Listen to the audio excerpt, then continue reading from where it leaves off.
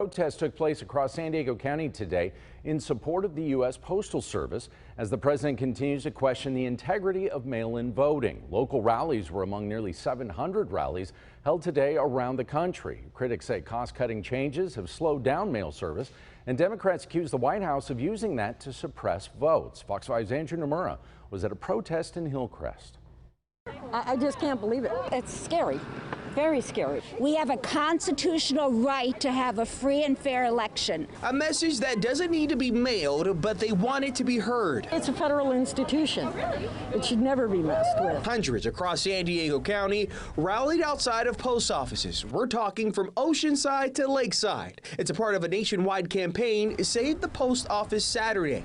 Recently, there have been a growing number of concerns regarding the Postal Service and its handling. Activists calling for the resignation of Postmaster General Louis DeJoy. Accusations include removing mail sorting equipment that have led to the slowdown of service.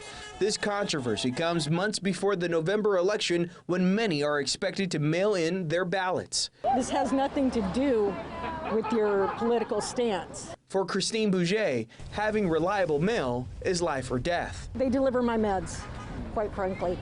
And I need my meds on time. It's not just Democrats or whatever that get their meds. It's veterans, it's Republicans, it's everybody. Friday, post office officials said operational changes would be put on hold until after the election and made clear they will be able to handle mail-in ballots.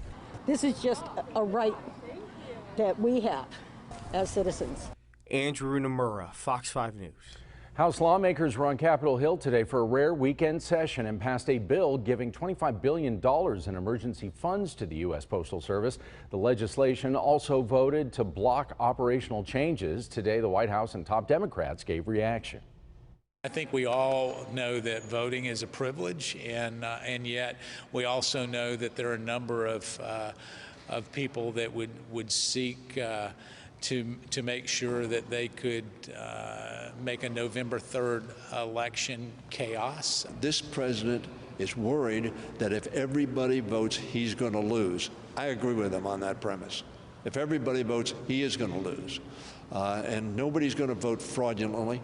That doesn't really happen in America. Maybe be one incident, two incidents in millions of votes. Despite today's vote, the bill will likely get shot down in the Senate.